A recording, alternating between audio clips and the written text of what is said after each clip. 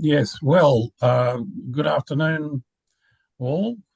My name's Dick Kell. I'm the chairman of the um Warren Centre Humanitarian Engineering Hub, and we're organising this Innovation Hackathon information webinar. And we'll tell you all about the Humanitarian Innovation Hackathon. And sincerely hope that you will take the wonderful opportunity to be involved. The hub, Humanitarian Engineering Hub, provides a forum for the to promote humanitarian engineering in international development and disaster response. If you're not terribly familiar with those terms, by the end of the hackathon, you will know them very well. So what we're planning to do today is to give you the full information that you need. Now, I'll start with an acknowledgement of country. We pay our respects, we acknowledge and pay our respects to the traditional owners of the land on which we meet, wherever that may be, and we pay our respects to their elders, past and present. And I welcome you all. The hub, I've told you what we do in the hub. We promulgate best practice in humanitarian engineering. The awards or the hackathon in particular, is a weekend-long hybrid event designed for undergraduate university students from Australia, New Zealand, and Pacific Island countries to work in cross-discipline teams to create technology-driven solutions for pressing humanitarian challenges. And the challenges will be designed around the United Nations Sustainable Development Guides. We won't be telling you the challenges at this meeting, at this webinar. You'll be finding those out on the evening of the commencement of the hackathon in July. There are some significant prizes, cash prizes, and the opportunity for internships associated with the winners of the hackathon and the prize winners. But even if you are not a prize winner, you will find that you will gain substantial benefit and enjoyment out of the challenges of working in teams over the weekend.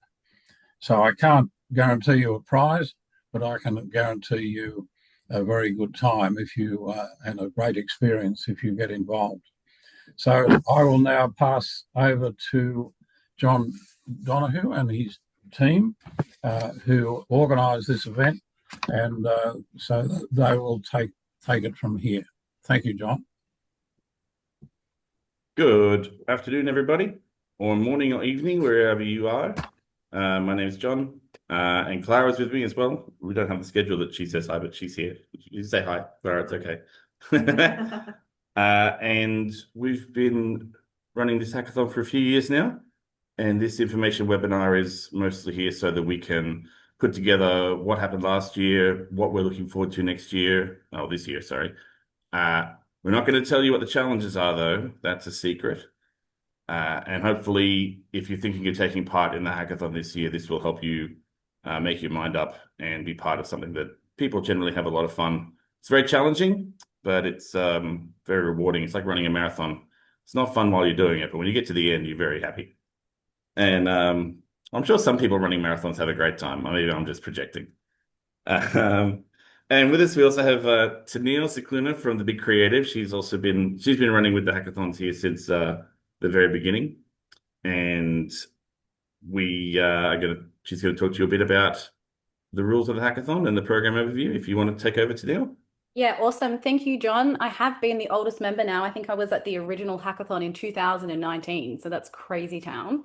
I'm obviously the oldest one that's still involved. So many memories over time. I think the very first hackathon only had about 50 people at it. And now we kind of get up to, 300 plus registrations every year, which is insane.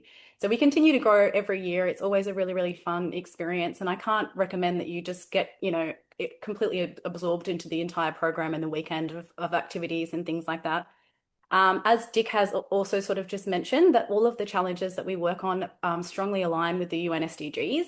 And we've had some really great previous years of sort of focusing on climate change, on poverty.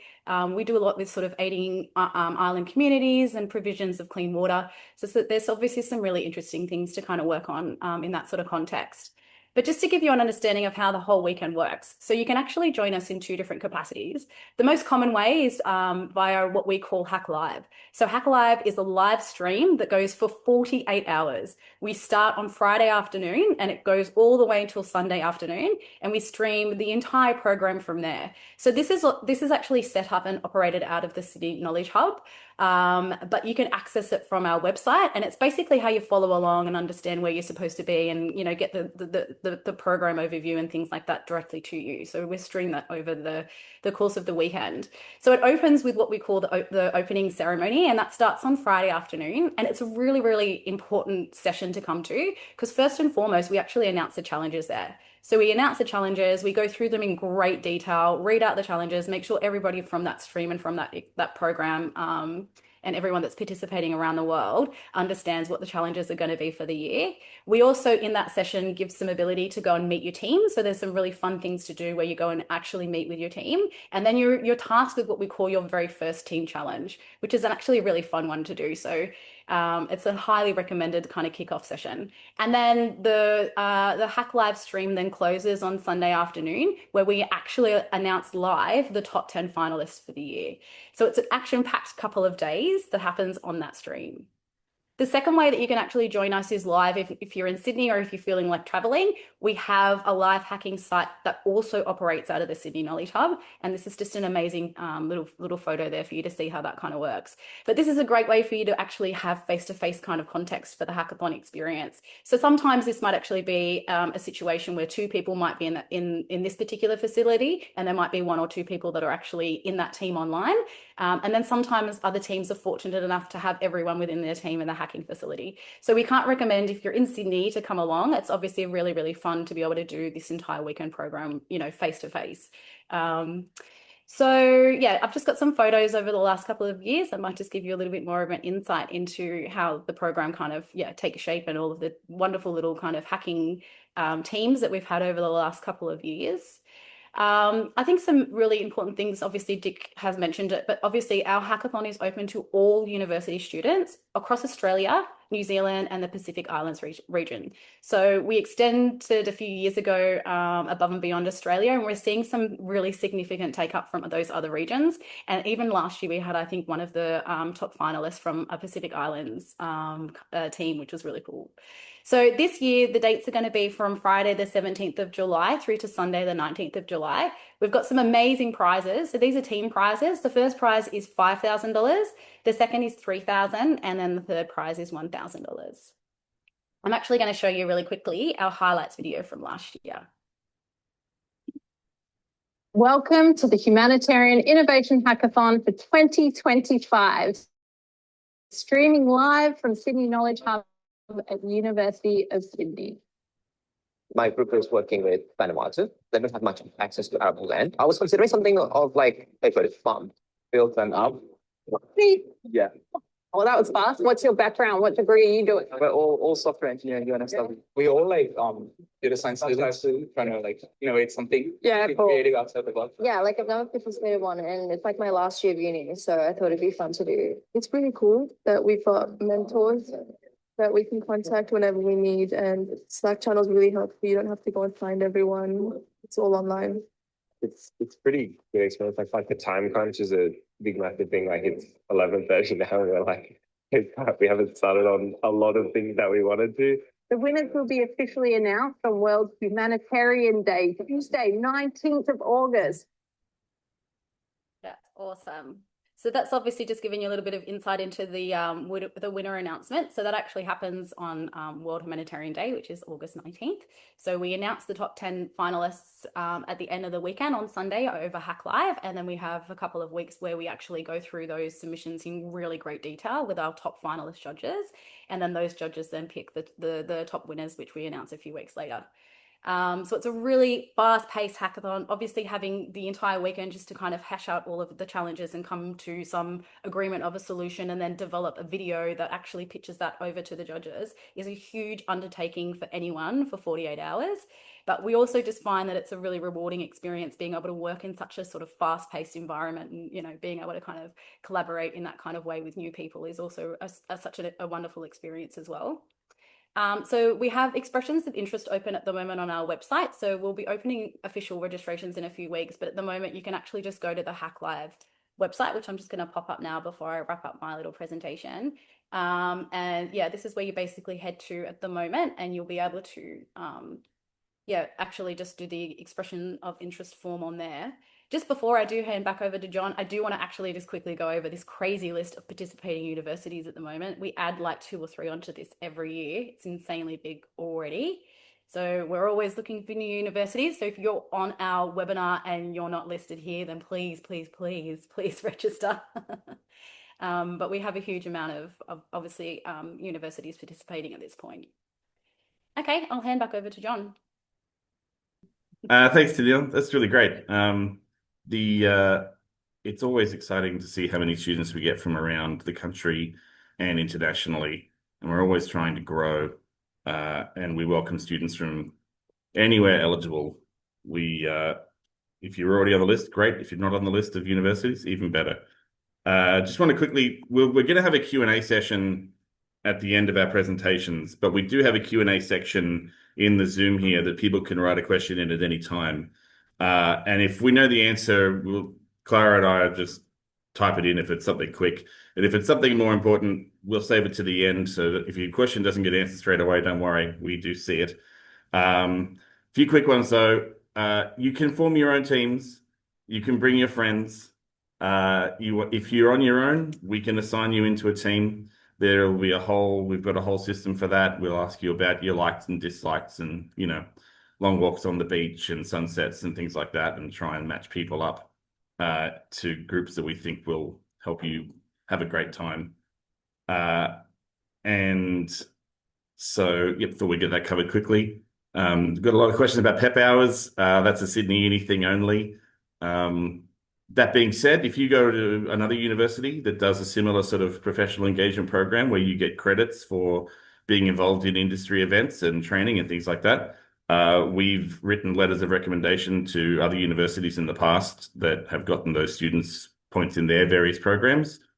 We honestly can't promise anything, but we definitely will write you letters of recommendation and proof that you were part of this program if you're from another university and would like to use this event as a way to get credit towards your courses.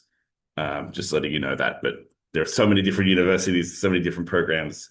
I can't vouch for every single one of them. And with that, we're going to move on to our students. We've got some... oh, wait, before we do that, I'm going to play this Hackathon Explainer video. So Tindall's looking at me like, John, you got something else to do here. That's it. So while I scare the students into thinking I was about to go to them, instead, I'm going to share this page instead.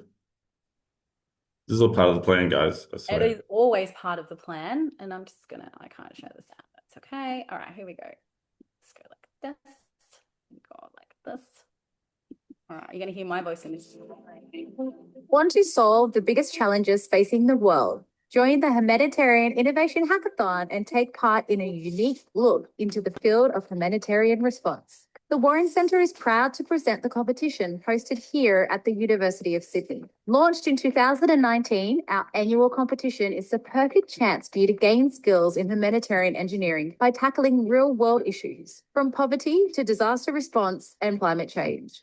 Working together in teams of 3 or 4, you'll have just 48 hours to come up with a solution to some of the world's biggest humanitarian challenges, as well as be up for the chance to win thousands of dollars in prizes. We have participants joining us this year from every major university across the country, as well as New Zealand and the Pacific Islands region. The hackathon is not just for engineering students. It's open to undergraduate students in all fields, from psychology, law, business, physics, and IT. The hackathon is a hybrid event. Students can participate in person at the Sydney Knowledge Hub located at the University of Sydney or online via our live stream from our website.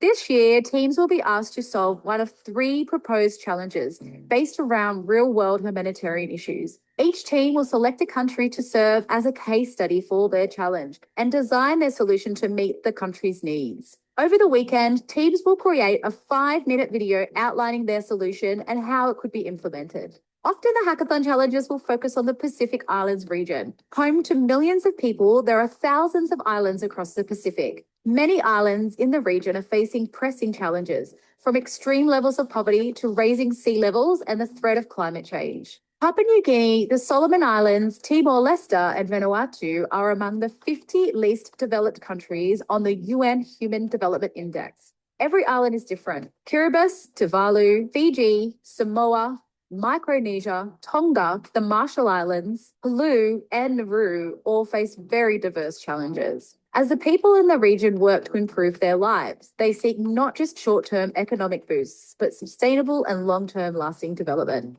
Each challenge will be related to at least one of the United Nations Sustainable Development Goals. Launched in 2015, the SDGs are a comprehensive and concise declaration of mankind's aspirations to solve the largest challenges worldwide and ensure future development that is balanced and fair. As part of the hackathon, you'll be asked to prioritize these themes in your solution.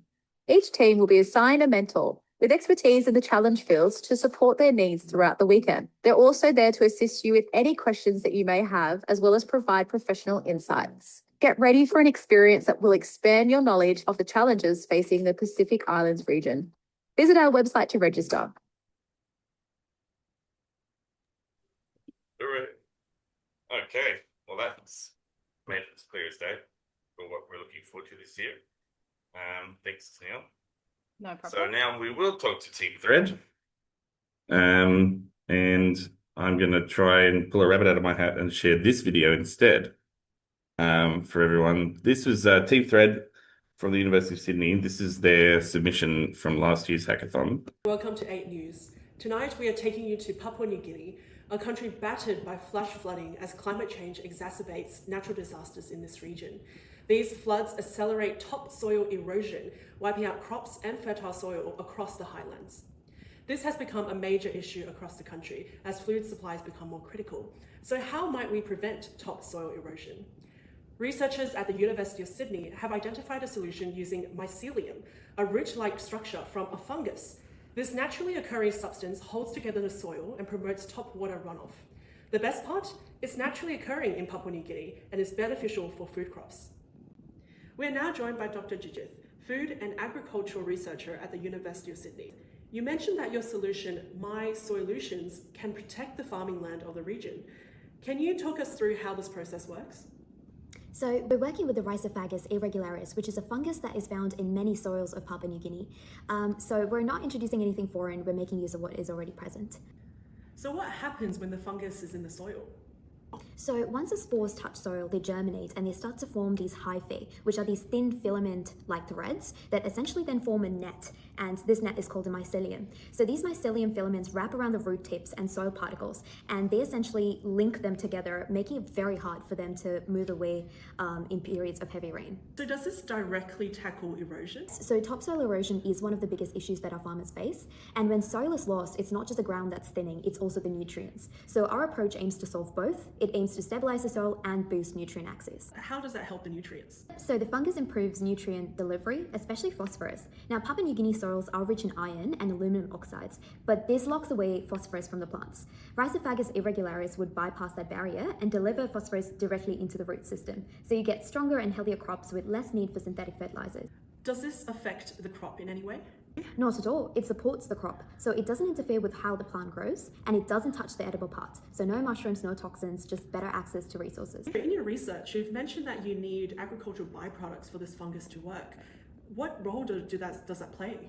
So it's the key. The waste would provide the carbon and the nitrogen that the fungus needs to grow. We aim to have a 30-to-1 carbon to nitrogen ratio, which is a balance that gives spores energy as well as building blocks. So the waste also improves soil function by keeping it porous and aerated, which is especially useful in PNG's wet soils. Are farmers already using this? So we're trialling it with several farmers right now, and the early signs are very promising. The crops are visibly healthier, we have less runoff and richer soil.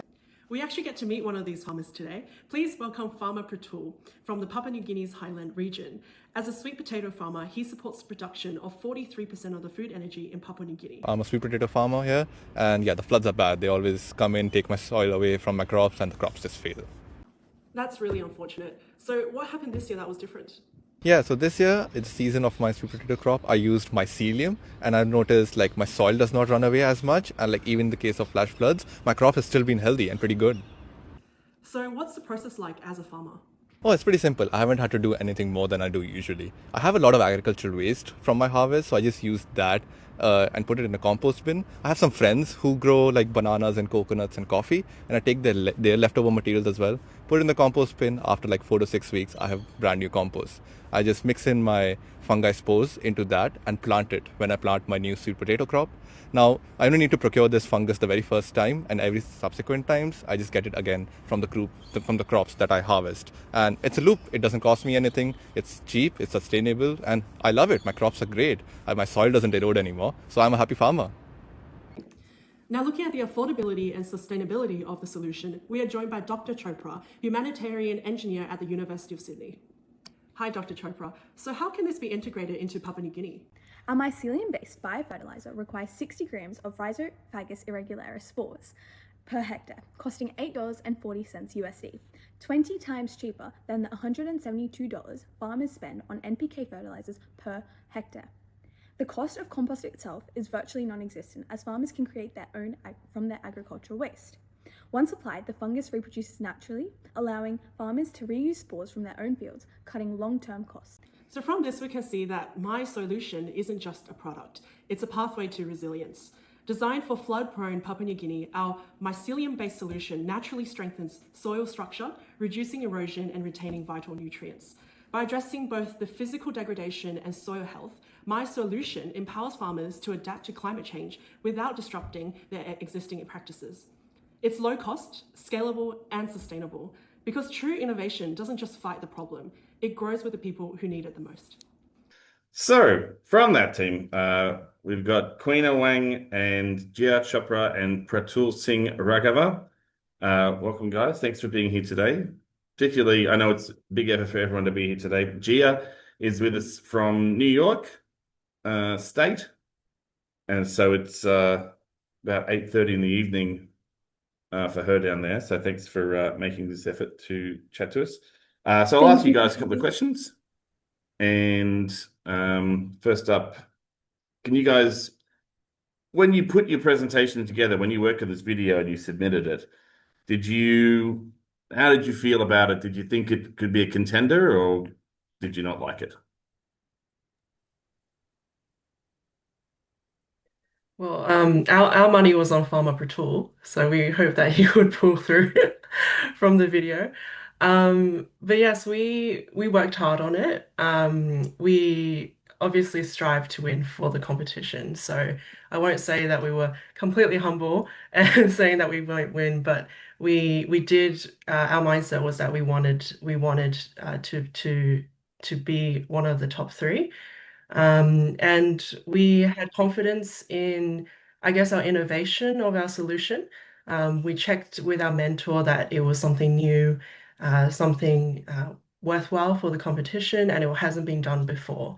So we had faith in the uniqueness of our solution. Yeah, I think as the person who edited the video, I very well hoped that we would win something because there went a lot of effort into making that video. Hope everybody sees it later on. But yeah, I think we just, based on how much work we put in and how much how many discussions we'd had and like how much research we had done. We were just very confident that we had done something pretty novel, pretty good. So, and then I think the result at the end just proved that. Yeah, and I think we're the three of us are engineers and Cal as well, our fourth member. We really tried to apply those engineering concepts, and we were like, we had faith that even though we may not have the most humanitarian engineering background, Brothel and I are both software engineers. So we were coming into a mindset or an environment where this was completely new. But I'm speaking for myself here. I walked out with learning so much, and I really had faith that that growth mindset and learning and creativity we applied would lead us to the eventual win. So I'm glad we gave it a shot. Nice. And so you three, you guys know each other outside of the hackathon. What made you guys decide to take part this last year? Queen Wang. Yeah, I guess I saw a flyer on one of my emails. And I guess I was in the group at the moment, and I kind of put the idea through. But thinking back, I think I believe every engineer should have uh, the concept or the idea of humanitarian engineering and learnings from it. So I think the hackathon was a very great introduction for us to learn about humanitarian engineering. It's very approachable. It's only one weekend, but you gain so much from it, and you learn so much about humanitarian engineering from the judges as well as your mentors. So looking back, it was yeah, it was a great program to be a part of. Yeah, I think in addition to Queena motivating us to take part in this hackathon with her, I think it was just the fact that it's such an open-ended prompt as well. Like, of course, it's humanitarian engineering, and then of course you're working towards an SDG goal, but then that's it. Like, you have to come up with your own creative solution or creative ideas to do it. So, like, especially all of us being from three different streams, like civil, biomedical, and software, we were able to come together and think of some solution and try to work together and use specific skills from our degrees as well, but like a lot of soft skills. And then I think that just the hackathon in general provided an environment like that, which was pretty good.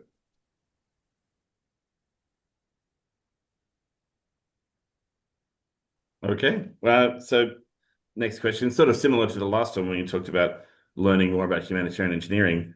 Have you guys learned more about humanitarian engineering? Has your thoughts changed or developed since you've taken part in this hackathon? Doesn't necessarily need to have been during the hackathon, but I mean also afterwards. Did it pique any interests? Have you looked more into it since? I might start this one off. I went into the hackathon honestly with very little idea about humanitarian engineering, and I think a curiosity was definitely piqued for me after doing this hackathon. I've tried to explore places where perhaps software engineering can be applied in the humanitarian engineering space, and I really worked hard and appreciate this hackathon for sparking my curiosity and seeing the diversity of engineering as a whole.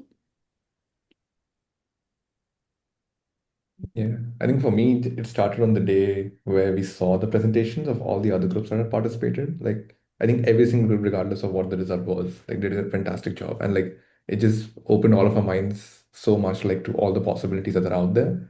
That, like, imagine like if three or four engineering students can do this in a weekend, imagine what people can do with dedicated support and dedicated effort over a long period of time. So I think just the fact that humanitarian engineering is a thing and it's a very real thing, and it's a much needed place where research needs to happen in like in today's world. I think that was an eye opener, especially, and then this hackathon is a good catalyst, I think, for that sort of thought as well. Yeah. Yeah, I think before I joined the hackathon, humanitarian engineering was a very large concept for me. I didn't know how to approach it. I knew about SDGs, but for me, it was like, oh, UN level. It's not approachable by students. But I think after the hackathon, you realize all ideas should be celebrated. And I think even as a student, you are able to have capacity and influence in this area as well.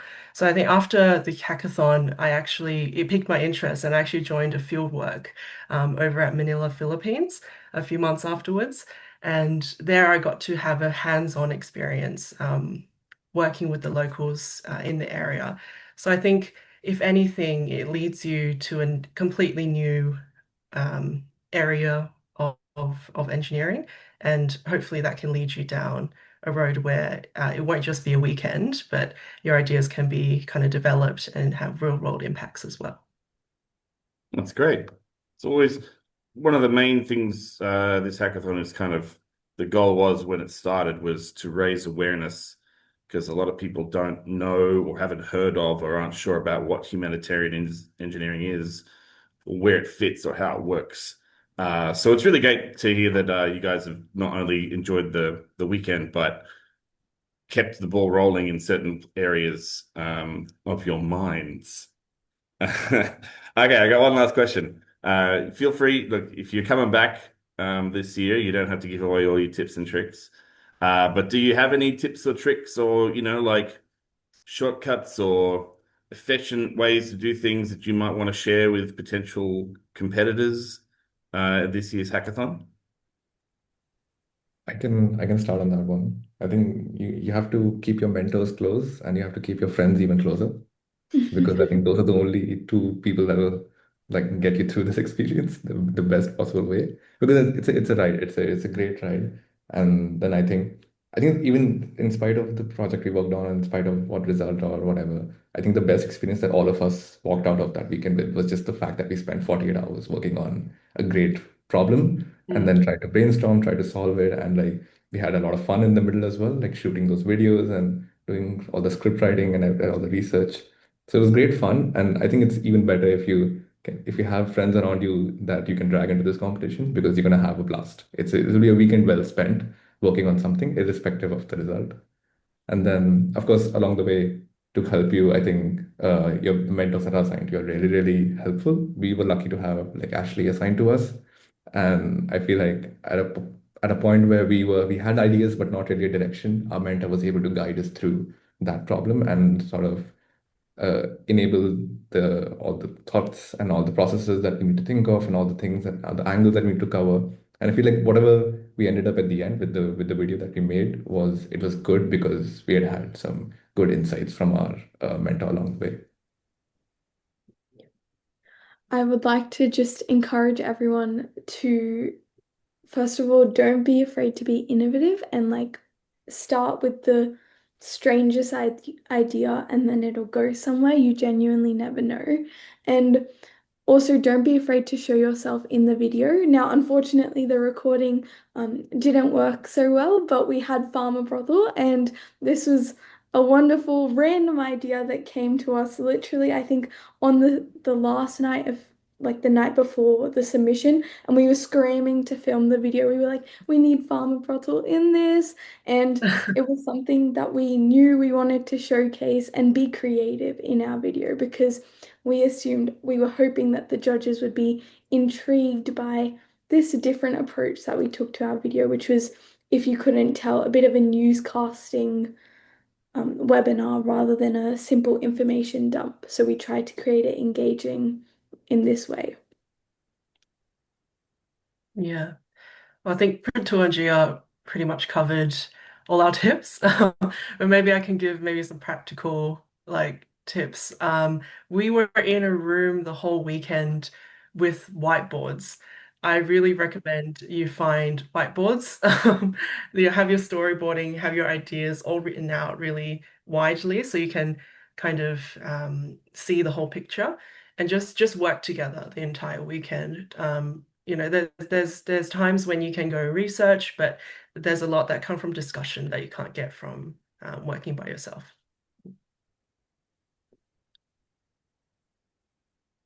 Great. Great. Thank you so much, guys. Thanks for giving up your time today to be a part of this. And hopefully you've given some information that our prospective students for this year's hackathon will take on board.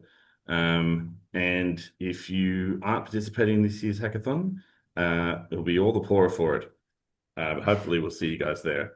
But thank you very much. And now we're going to move on to one of our esteemed judges who helped choose the winners from last year's hackathon, is Anna Gero.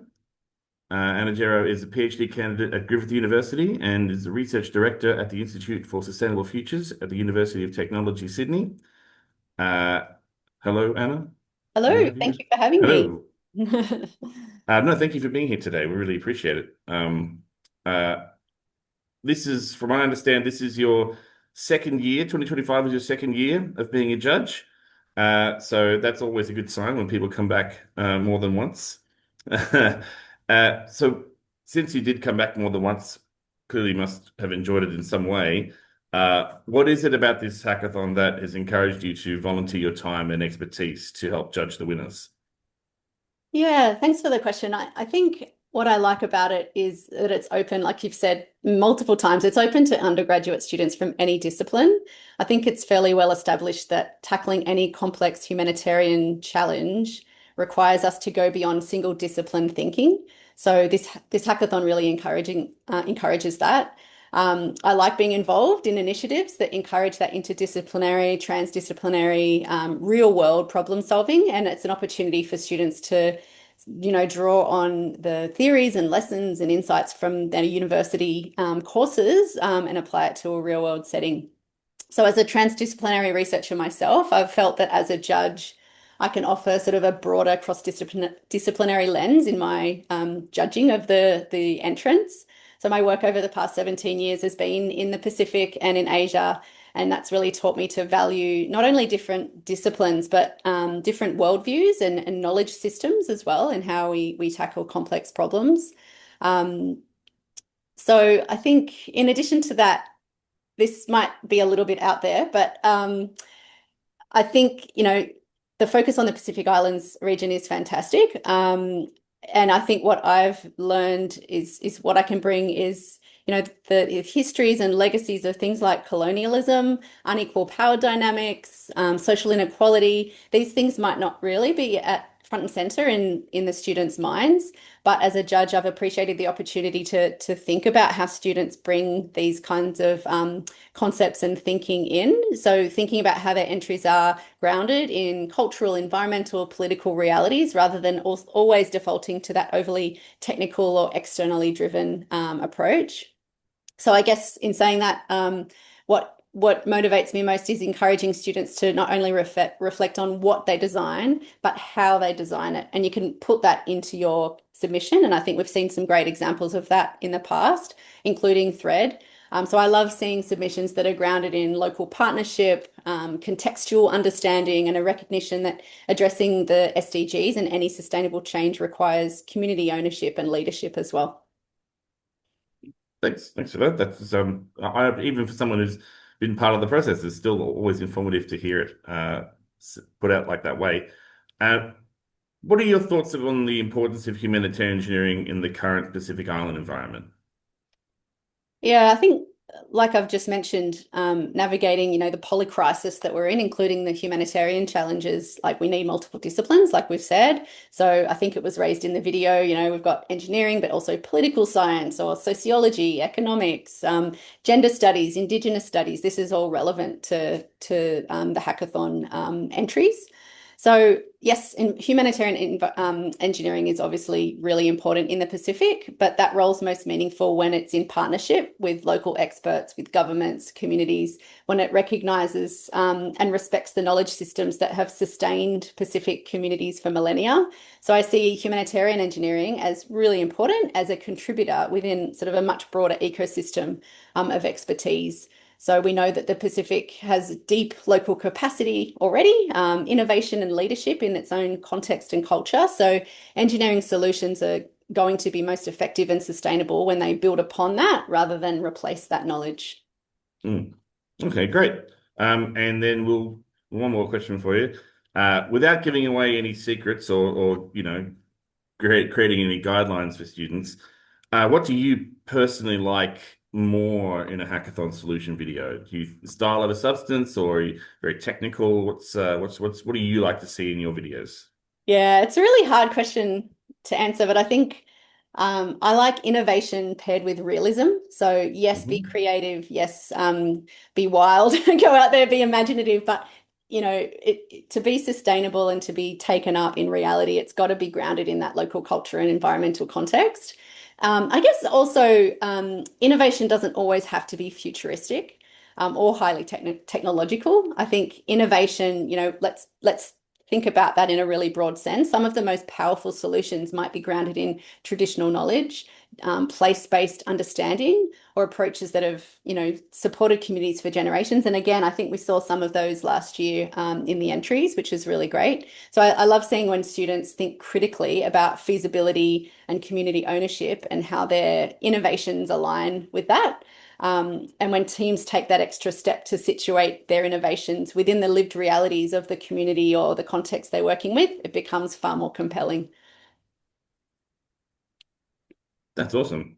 I'm sure there'll be plenty of students come July coming back and just watching this bit again to be like, okay. What's she talking about? No, they'll be like, oh, it's creative, but is it too It's dreamy? a balance. Yeah. I'm not sure if this Zeppelin idea is going to get off the ground anyway. Thank you so much for your time, Emma. And I'm not sure if we've actually. Are you going to judge with us again this year? That's TBC, I think. TBC, yeah. I'm not sure. We haven't actually figured out much of the judges yet. That's a question without notice. I'm very sorry. I should not have done that. All good. But thank you so much for your time. And we've got one more judge as well. Zahid Iqbal is here as well. He is a member of the Warren Center's Humanitarian Engineering Hub Executive Committee, but he's also been a judge for the past 3 seasons, lending his expertise. Zahid, are you there? Hello. I'm here. Thanks, John. Can you hear me? My TV just turned off. Wake me up. Can you hear me? Hello, hello, hello. Hello, we can hear you. We're good. Fantastic. Already. So thanks for joining us as well, Zahid. Thanks for giving up your time today. We really appreciate it. First thing I'm going to ask you is the same thing I asked Anna at the end there. What do you enjoy most, or what do you find most important in a hackathon video? What do you look for that gets your vote? All right. So first of all, let me just share my thoughts that how much I enjoy looking at the video. It's not only because of the contents, but also just to be very honest. I also learn a lot of things. I also have fun, similar to the participants are having, the same way they are going through all this information, summarizing, nurturing the ideas, innovations, and finally what we see. Some of the brilliant minds are actually putting their thoughts together. So that's amazing to see. And from the experiences that we do in the practical field or in the academia, we can then, from the experiences, we can then probably nurture those talents in the future. So that's the main idea, main purpose of this event, so that we not only bring those ideas, but also some of these fine minds will be the leaders, innovators in the future.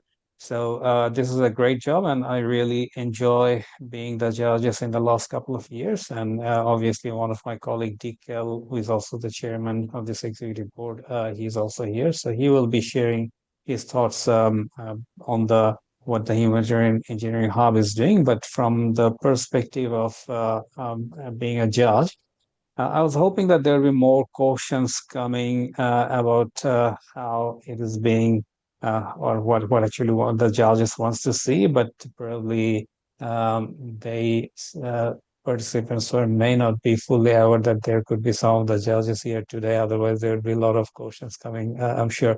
But however, very high level, I can give you a few of my tips. As we all know, innovation, new things, uniqueness, these are kind of this pleases everyone, of course, but there is nothing wrong, as Anna was saying, that nothing wrong in actually testing local knowledge, community practice, which is already exist, and scale that. So that can be an innovation as well as by itself, that okay, that something is actually working maybe the First Nations community in Australia, and that can be replicated in some other countries who are also in the same kind of battling those issues. Maybe something to do with drought, something to do with flooding, something to do with the climate change in general. And it can be the energy issues. It can be using some of the great techniques which they're using to store their food maybe without any freezer system or whatnot. So there are a lot of techniques, a lot of things that people, indigenous communities and the local people are using. So scaling up can be an way. But again, what I'm trying to say that obviously a great presentation is very important, but at the same time, the content. Some of us probably will be looking at the contents as well as. So in those contents, none of us are expecting that it is possible, absolutely possible for everyone to test the hypothesis and come up into an engineering or scientific result, which will be proving the hypothesis. It may not be possible in that short period of time. But again, if we are working on something and if the result is undecisive at that point in time, instead of trying to overpower with your idea, rather keep that very specified that there are more work needs to be done in that particular hypothesis to be tested and bringing it into a result rather than actually coming into a decisive conclusion. And another aspect is actually testing it with the community and also environment, social impact. So that is the one most important thing. Sometimes we miss being an engineering or even a scientific data or idea that we work with. So obviously we design a product, design a service, design an idea, then we test it. But what are the outcomes with that in that community, in that particular, what are the social impact going to be after we implement that? What is going to be the benefit? What is going to be the other adverse effect if there are any? So these are probably few things I would be suggesting. It may help. I would not be making my conversation prolonged. I'll hand it back to you, John, if there are any specific questions. Thanks. No, it's great. No, thanks. It's always like there's so many different directions to look at things from and things to consider. And that's why you guys are the judges and we are just the competitors and the organizers. I've got a question for you and for Dick Kell, actually, the two of you, about the Humanitarian Engineering Hub. This is the group of people that kind of work with the Warren Centre at the University of Sydney to further humanitarian engineering in the area. Could either of you talk about how the hub and the hackathon help spread awareness of humanitarian engineering? Dick, would you like to take the call? Yes, Zahid, I can do that. I think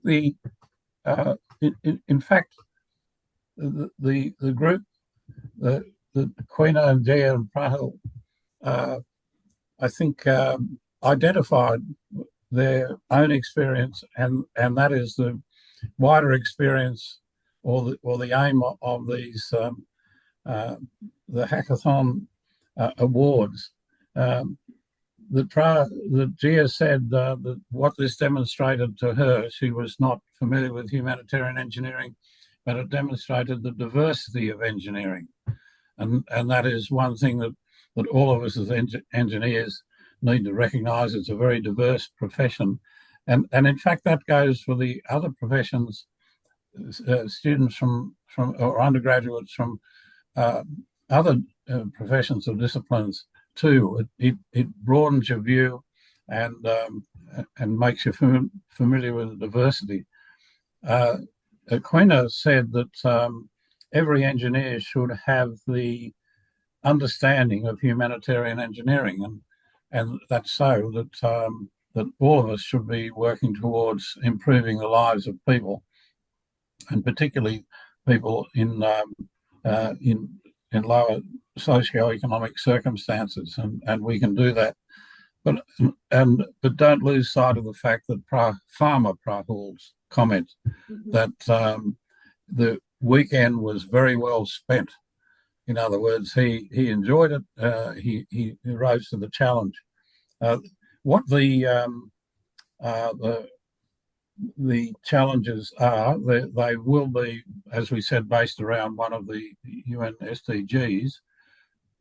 You will be able to work out that last year it was end hunger, so that's goal 2.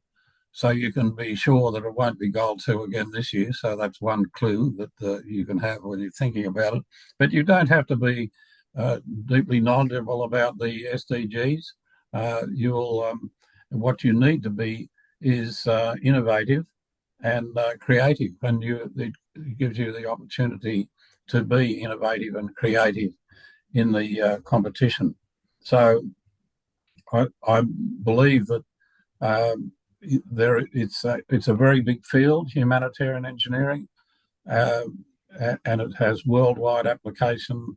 If you work in that field, as I have done and Zahid has done for most of our working lives, it is very satisfying. You feel that you are contributing to the well-being of people.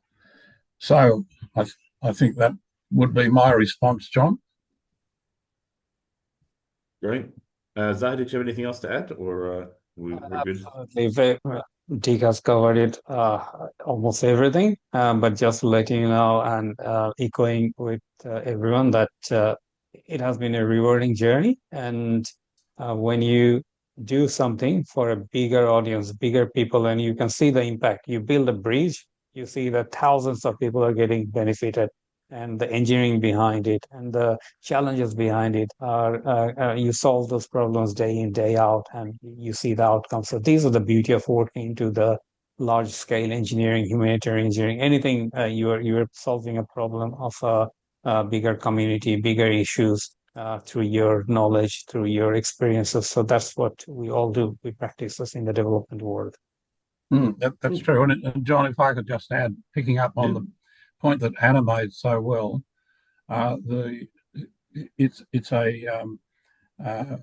it's necessary to engage with the local people. It is when we're working in countries in what could broadly be described as humanitarian engineering to improve their lives, to just land in there and do something is not right. You must engage and work in a way which is culturally sensitive and appropriate to the conditions, and that's quite one of the major challenges, if not the major challenge, in humanitarian engineering. Great, thank you so much, gentlemen. We've had a really great afternoon. This would normally be where we cut to Q&A, but Clara's been handling the questions so well over the course of things. Oh yeah, I'm going to address a few questions that have been brought up. If you have any questions, you can type them in the Q&A section. We'll try and get to them, and then we'll wrap this up. One of the big themes is, we brought it up before, which is the PEP hours. Sydney University students will get PEP hour, 30 hours of PEP hour credit, at least in engineering. If you're from another faculty that does a similar thing, we could probably figure that out. If you're from another university that has a similar program, we will happily write you a letter of recommendation. Whether that's good enough for your university to accept is up to you and them to figure out. We held no sway over other universities as much as we would like to. Recording, this whole thing has been recorded and will be put up on YouTube sometime after this, hopefully soon, maybe later. Depends how long it takes me to edit it to make it look like nothing went wrong. We've got expressions of interest are open at the moment on our website, hack-eng.sydney.edu.au. Real registrations open in May. We've worked this out as that people who register in February and March, often by the time July rolls around, are like, oh, did I register for that? We found that when we open registrations in May, people are more likely to commit to something that's only in 2 months. And it's better that way, because then we don't have any no-shows and people get to put into teams, and it's great. Speaking of teams, same thing as before. You can join on your own and we'll put you into teams. You can bring friends. You can bring one friend and we can put you into a group with other people, or you can bring 3 friends. Teams are 3 or 4 students only. There's no sort of solo student saying, I work better on my own. One of the beauties of engineering, and one of the things we have to work with in the future, is that no one's ever going to take on an engineering project on their own. So we're not going to ask you to take on this hackathon on your own either. And it's a great opportunity to meet new people and have a lot of fun working with people who you might not normally work with if you are coming solo. You can, teams of 3 or 4. Sometimes you might have a team of 3, and we might even ask you if you'd be willing to take one spare student who's come on their own. So you could get a sort of a mix of different dynamics, which is always great. We had a question about undergraduate and postgraduate. You need to be enrolled in an undergraduate degree at a university in Australia, New Zealand, or the Pacific Island region. If you are previously a postgraduate and you're on like your second or third undergraduate degree, it's a bit of a grey area. We would generally recommend that this is more for first-time undergraduate students, because if you've already graduated once, then technically you're already a postgraduate. And if you would really want to get involved and you're not an undergraduate student, we are always taking expressions of interest for team mentors from any background in the industry, whether it be engineering background or business or science or whatever. It's all very useful. We usually take on about 20 to 30 mentors over the course of the weekend who volunteer their time, and we really appreciate what they do. We weren't able to get a mentor to speak today, but we will still have more information for that coming up. Anyone who's enrolled at a university in this country, we've got a question that's just come up asking if a student who's an exchange student can join the hackathon. If you're enrolled at a university in Australia, whether you're an international student or an exchange student or a mascot, you're welcome to take part in this hackathon. And if you are not from an engineering background, that is not even a disadvantage. We find that often some of the best ideas come from well outside the engineering sphere. We've had nursing students, we've had business students, you've seen in the video, we had computer science, coding students, had a vet science student once. We're more interested in the creativity and the ideas and, the opportunity to come along and have a think and have an idea and see what comes from it. Not every solution needs to be, a bridge or a new vehicle or something like that. It can be, we don't know what it could be. That's your job. See what you guys can come up with. If we knew what the answers were, we wouldn't have the hackathon. This is the whole point, is to try and come up with something that hasn't been considered before from diverse backgrounds, creating diverse ideas. Otherwise, I think that's pretty much everything we've covered for now. And just don't think that you won't be able to contribute, no matter what your background is. If you're at university, odds are you're a smart cookie, and you'll have something to contribute. Does any of our panelists have anything else they'd like to say before we wrap this up? And then in that case, I will thank Gia and Quina and Pratul from Team Thread for being here. Anna Gero from Griffith University, Zahid Iqbal and Dick Kell from the Warren Centre. And I want to thank Tennille and Clara for helping run this event. And Tennille and Clara are going to be helping put on this wonderful, great hackathon in July. And nothing went wrong today. All the videos worked, I swear. John, I might just say something right at the end to Sure thing. Basically to thank you, but before that, I also thank the speakers, our competitors from last year, our two judges and Tennille, and I think this has been very interesting. I urge all of those who all the undergraduates who've been attending to register, and we also are always interested in having mentors. So if anyone has a more experience and has graduated some time ago, and particularly if they have experience in Pacific Island countries in any form of discipline, that is very helpful. I should mention that the Hub has two upcoming events, and people may be interested. That we have one in May on a webinar on stopping the carnage on roads, which will be on new approaches to road safety to try and reduce the terrible road tolls in Pacific Island countries. And then there is one, we have a webinar in late June on the impacts of rising sea levels. And we have a significant speaker from the Tuvalu government in that event. So please join up with the hub and come along to that. And finally, John, I thank you very much for your moderation of this event and making it work, and Clara for your great support. And with that, wish you all well for the rest of the day. And and happy hackathoning. Yes. So thank you everyone for attending today's hackathon webinar. We hope you learned more about humanitarian engineering and how fun and challenging 2026 hackathon is shaping up to be. Good.